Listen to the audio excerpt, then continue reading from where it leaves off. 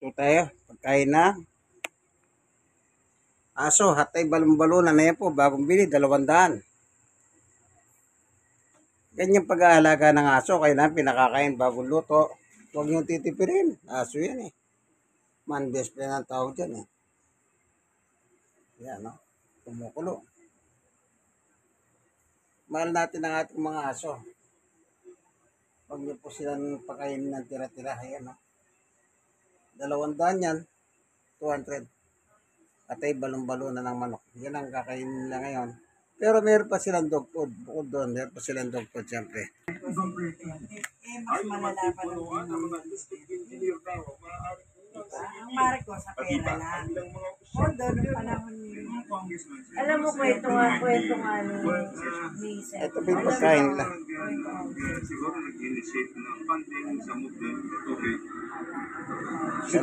Kailan pakainin niyo po ang mga aso na masarap para mamalan din kayo. Nandito na lamang po ano. Thank you for watching. Si Samer at Winter ang aking alaga. Okay.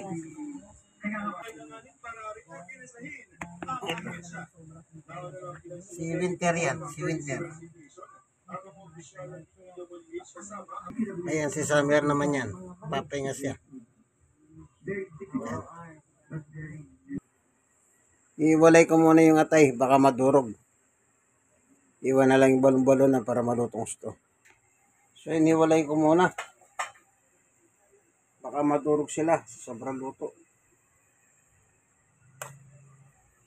So ito yung isa, hinahanda ko na. Para kay Winter, pakakainin ko na siya.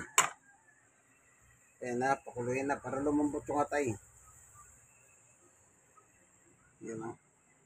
Sige, hanggang dito na lamang po ang ating video sa pagkain ng aking mga aso. Ano, ganyan ang pag-aalaga ng aso. Siguraduhin nyo, bagong luto. At hindi lang bagong luto, puro good. Hindi ba nag-aalaga ng aso, pinakakain buto? Ano ba makukuha naman sa buto niyan? Laman ang ibigay nyo. Ito sa amin, di ba laman yan? Wala, may buto ba yan? Wala. Meron pa silang dog food. Pag minsan, ulam namin, tosino. Pag tinatikin ko, gusto niya, pakainin ko siya ng tosino. Hanggang mabusog siya. Minsan lang yan eh. Di ba sabi nila, bawal chocolate. Pag pinatikin ko chocolate, gusto niya, sige. Bakit ang lagay na yan eh. Ako lang kakain ng chocolate. Paano naman yung aso? Hindi.